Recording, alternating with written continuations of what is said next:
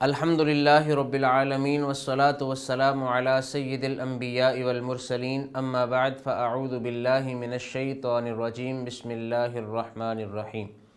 کنز المدارس board کے official YouTube channel پر درس انجامی کی ایک اہم ترین کتاب المرقات کی لیکچر سیریز میں ہم حاضر ہیں ایک نئے لیکچر کے ساتھ۔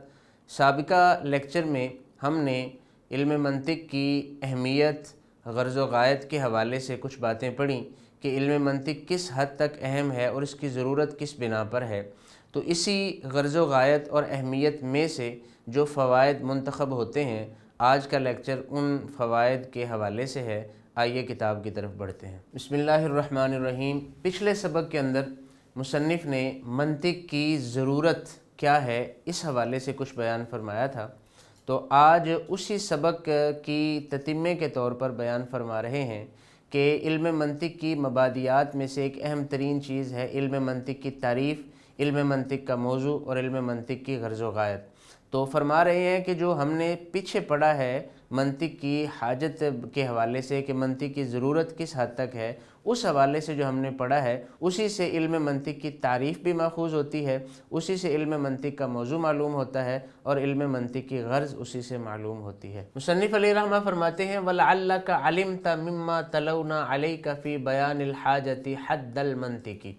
وَلَعَلَّكَ شاید کہ تم علمت جان چکے مما تلونا سے اس گفتگو سے، ما تلونا علیکا جو ہم نے تمہیں بتائی، فی بیان الحاجتی حاجت کے بیان میں، یعنی پیچھے مصنف علیہ رحمہ نے حاجت کا بیان فرمایا تھا، اسی حاجت کے بیان سے ہی، چونکہ اس میں یہ تھا کہ غرض و جو ہے وہ کوئی بھی چیز ہم نے حاصل کرنی ہو تو حاصل کرنے کے حوالے سے ہم نے یہ دیکھنا ہوتا ہے کہ جو چیز ہمارے پاس معلوم ہے ہم اسی سے نتیجہ نکال کر ایک نامعلوم چیز تک جاتے ہیں، اور یہ جو انداز ہوتا ہے ہمارا جانے کا، یہ جانے کے انداز کو نظر و فکر کہتے ہیں۔ اب یہ نظر و فکر کبھی درست ہوتی ہے اور کبھی غلط ہوتی ہے، ہمیں کیسے پتہ چلے گا کہ کون سی نظر و فکر درست ہے اور کون سی نظر و فکر غلط ہے؟ تو یہ جاننے کے لیے ہمارے پاس آلہ ہے اور اس آلے کا نام علم منطق ہے، علم میزان ہے۔ تو اسی سے فرماتے ہیں اسی گفتگو سے حد المنطق، منطق کی تعریف جو ہے وہ تمہیں معلوم ہو گئی۔ اب منطق کی تعریف ضمنی طور پر تو معلوم ہو چکی ہے، لیکن اب اس کو صراحتاً مصنف جو ہے وہ بیان فرمانا چاہ رہے ہیں کہ وہ تعریف ہو، اس کی تعریف یہ ہے کہ انہو علم بقوانین، یہ ایسے قوانین کا علم ہے تعصم مراعاتها جن کی رعایت کرنا بچا دیتا ہے الذہن ذہن کو عن الخطأ فی الفکری غور و فکر میں غلطی سے، یعنی ایسے قوانین کا علم کہ جن کی رعایت کرنے سے ذہن کو فکری غلطی سے بچایا جا سکتا ہے، تو یہ وہ اس علم کا نام علم منطق ہے۔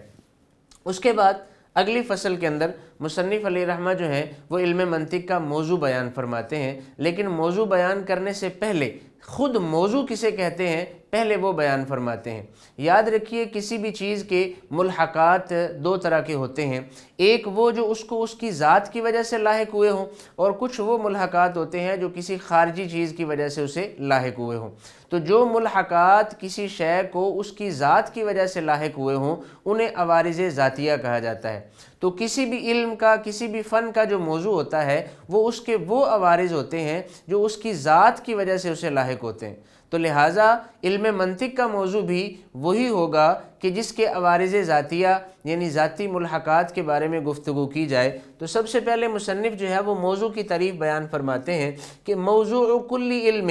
ہر علم کا موضوع ما یبحث فیہ وہ ہے کہ جس علم میں بحث کی جاتی ہے ان عوارضہ ذاتیہ، اس موضوع کے عوارض ذاتیہ کے بارے میں۔ عوارض ذاتیہ سے مراد ہے ملحقات ذاتیہ، یعنی وہ اشیاء جو اس کی ذات کی وجہ سے اسے لاحق ہوتی ہیں۔ کبدن الانسان للطبی، جیسے میڈیکل کے لیے، طب کے لیے، علم طب کے لیے انسان کا بدن، تو انسان کے بدن کو انسانی بدن ہونے کی وجہ سے جو چیز لاحق ہوتی ہے ان چیزوں کے بارے میں جس علم میں گفتگو کی جاتی ہے اس علم کا نام علم طب ہے، اور چونکہ علم طب میں بدن انسانی کے حوالے سے گفتگو کی جاتی ہے تو اس لیے بدن انسانی کو علم طب کا موضوع قرار دیا گیا۔ اسی طرح والکلمۃ والکلام، والکلمۃ والکلام لعلم النحو، اب چونکہ علم نحو جو ہے، علم نحو کے اندر جو ہے کلمہ اور کلام، ان دونوں کے عوارض ذاتیہ، ان دونوں کی ذات کو پیش آنے والے امور جو ان کی ذات کی وجہ سے پیش آتے ہیں، زبر، زیر، پیش، مورب ہونا، مبنی ہونا، تو علم نحو میں چونکہ ان امور سے گفتگو کی جاتی ہے تو یہ امور علم نحو کا موضوع قرار پائے۔ فرماتے ہیں والکلمۃ والکلام لعلم النحو، علم نحو کے لیے کلمہ اور کلام یہ موضوع ہے۔ تو یہاں تک موضوع کی ڈیفینیشن ہو گئی کہ موضوع کسے کہتے ہیں۔ اب بتاتے ہیں کہ منطق کا موضوع کیا ہے۔ تو فرماتے ہیں منطق کا موضوع، چونکہ پیچھے ہم نے گفتگو پڑھی تھی کہ کچھ باتیں ہمیں بدیہی طور پر معلوم ہوتی ہیں اور کچھ باتیں ہمیں معلوم کرنا ہوتی ہیں۔ تو جو باتیں ہمیں بدیہی طور پر خود سے معلوم ہے انہی سے ہم نتیجہ نکالتے ہیں ان چیزوں کے بارے میں جو چیزیں ہمیں معلوم نہیں ہیں، انہی کے ذریعے ہم ان چیزوں تک پہنچتے ہیں کہ جو چیزیں ہمیں معلوم نہیں ہیں۔ تو لہٰذا وہ معلومات جو تصوری ہیں یا تصدیقی ہیں وہ معلومات ہی موضوع ہیں، کیونکہ ان معلومات میں غور و فکر کر کے ہم ایک نامعلوم تصور تک یا نامعلوم تصدیق تک پہنچ جاتے ہیں۔ تو فرماتے ہیں موضوع المنطقی المعلومات التصوریۃ والتصدیقیۃ، کہتے ہیں منطق کا موضوع معلومات تصوریہ اور تصدیقیہ ہے۔ اب کوئی بھی موضوع ہے، کوئی بھی عنوان اگر ہم کسی علم کا موضوع بناتے ہیں تو اس عنوان کے کسی ایک خاص پہلو کے اعتبار سے اسے موضوع بنایا جاتا ہے۔ تو معلومات تصوریہ اور تصدیقیہ علم منطق کا موضوع ہے تو یہ مطلقاً موضوع نہیں ہے، بلکہ ان کی ایک خاص جہت وہ علم منطق کا موضوع ہے، اور وہ کیا ہے؟ لیکن لا مطلقاً، یہ موضوع مطلقاً نہیں ہے، بل من حیث، بلکہ ان کی یہ حیثیت موضوع ہے کہ انہا موصلۃ الی المجہول التصوری او التصدیقی، کہ یہ معلومات ایک نامعلوم تصوری اور نامعلوم تصدیقی تک پہنچانے والی ہیں۔ ابھی اگلی فصل کے اندر مصنف علیہ رحمہ جو ہے وہ علم منطق کی غرض بیان کرتے ہیں۔ یہ غرض بھی ہمیں بیان حاجت سے ضمناً معلوم ہوئی تھی، لیکن یہاں مصنف جو ہے وہ صراحتاً اسے بیان فرما رہے ہیں۔ تو مصنف کہتے ہیں لکل علم و صناعت غایۃ، ہر علم اور فن کی ایک انتہا ہوتی ہے۔ یہ علم اور فن کا جو فرق ہے یہ بھی بڑا باریک سا فرق ہے کہ کوئی بھی علم جو ہے اس کی جو تھیوری ہوتی ہے وہ علم کہلاتا ہے، وہ نالج کہلاتا ہے، وہ مسئلہ کہلاتا ہے، اور جب اس کی پریکٹس ہوتی ہے تو اس پریکٹس کے اعتبار سے اسے فن کہا جاتا ہے۔ مثال کے طور پر ہم نحو کے قواعد پڑھ رہے ہیں، لیکن ہم جب کسی عبارت میں یا کسی موضوع پر دلیل دیتے ہوئے جو ہے وہ نحو کا اجرا کریں گے تو اس اجرا کو فن کہیں گے۔ اسی طرح منطق کے قواعد ہم پڑھ رہے ہیں تو جہاں ہم منطق کے قواعد کا اجرا کریں گے تو اس اجرا کی وجہ سے اس کو فن منطق بھی کہا جا سکتا ہے، اور اس کے مسائل کی وجہ سے اس کو علم منطق بھی کہا جا سکتا ہے۔ تو کوئی علم ہو یا کوئی فن ہو، اس کی کوئی نہ کوئی غرض و غایت ضرور ہوتی ہے۔ کیوں ہوتی ہے؟ وَإِلَّا، اگر غرض و غایت نہ ہو تو لَكَانَ طَلَبُهُ عَبَثًا، اس کی طلب فضول ایک عمل ٹھہرے، یعنی کسی بھی کام کی طلب جو ہے وہ فضول نہ ہو، اس وجہ سے اس کی کوئی غرض، کوئی مقصد پیش نظر ہونا چاہیے۔ وَالْجِدُّ فِيهِ لَغْوًا، اور اس میں سنجیدہ ہونا یہ تو لغو قرار پائے، یہ غرض ہونا اس لیے ضروری ہے۔ تو لہٰذا غایت علم المیزان، علم منطق کی غرض کیا ہے، غایت کیا ہے؟ کہتے ہیں الاصابۃ فی الفکر، غور و فکر میں درستگی کرنا، وحفظ الرائے عن الخطأ فی النظر، اور غور و فکر میں غلطی سے رائے کو محفوظ رکھنا۔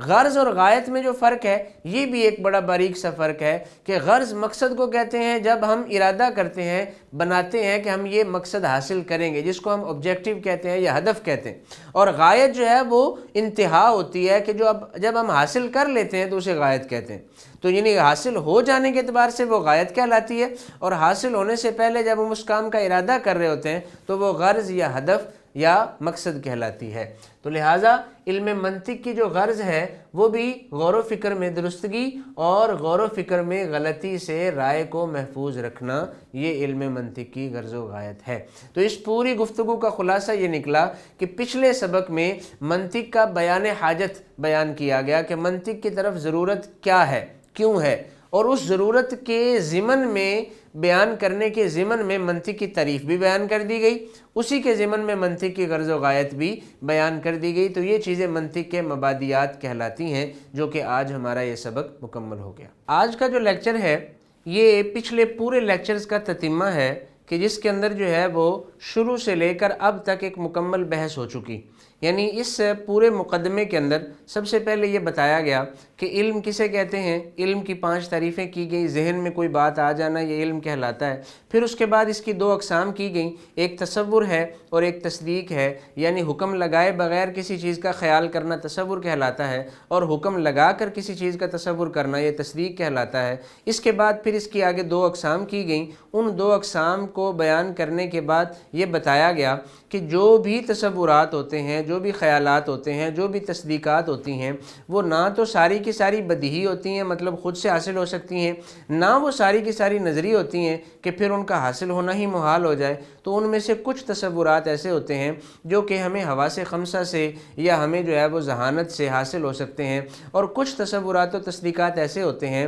کہ جن کے لیے ہمیں مقدمات کو ترتیب دینا پڑتا ہے، حاصل شدہ معلومات میں غور و فکر کرنا پڑتا ہے، اور مقدمے جوڑ کر ہمیں نتیجے تک پہنچنا پڑتا ہے۔ تو یہ مقدمے جوڑنے میں، غور و فکر کرنے میں بعض اوقات غلطی بھی پیش آ سکتی ہے۔ اس غلطی کے پیش آنے سے بچنے کے لیے، یا اگر کسی نے غور و فکر کیا ہے تو اس غور و فکر میں درستگی ہے یا غلطی ہے، یہ معلوم کرنے کے لیے ہمیں کچھ ایسے اتھینٹک قوانین کی حاجت ہوتی ہے کہ جن قوانین کی بنا پر ہم یہ فیصلہ کر سکیں کہ یہ غور و فکر صحیح ہے اور یہ غور و فکر غلط ہے۔ کیونکہ ہر سمجھدار، ہر عقل مند بندہ ہمیشہ وہ نہیں سوچتا کہ جو صحیح ہوتا ہے، بعض اوقات وہ مغالطہ بھی سوچ لیتا ہے، بعض اوقات وہ کوئی غلط فہمی سے بھی سوچ لیتا ہے۔ تو یہ سوچ و بچار صحیح ہے یا غلط ہے، یہ معلوم کرنے کے لیے ہمیں علم منطق کا سہارا لینا پڑتا ہے۔ تو یہاں تک مصنف نے علم منطق کی ضرورت کو بیان کیا۔ اسی ضمن میں ہی علم منطق کی تعریف بھی بیان ہو گئی کہ علم منطق ان قواعد کو جاننے کا نام ہے جن قواعد کی رعایت کرنے سے ذہن کو فکری غلطی سے بچایا جا سکتا ہے، اور اسی ضرورت کے ضمن میں ہی ہمیں یہ معلوم ہو گیا کہ علم منطق کا جو مقصد ہے، جو غرض ہے، وہ غایت ہے، وہ یہ ہے کہ غور و فکر میں غلطی سے بچنا۔ اور اس کا پھر موضوع بھی بیان کر دیا کہ معلومات تصوری اور تصدیقی، یعنی وہ تصورات اور وہ تصدیقات جو ہمیں معلوم ہیں اور ہم ان میں غور و فکر کر کے ایک نامعلوم تصور تک یا نامعلوم تصدیق تک پہنچ سکتے ہیں۔ تو یہ علم منطق کا موضوع تھا۔ یہاں تک علم منطق کا مقدمہ جو ہے وہ مکمل ہو گیا۔ اس سے آگے جو مباحث ہیں وہ علم منطق کی جو وہ اصل مباحث ہیں، مسائل ہیں، وہ شروع ہونے لگے ہیں۔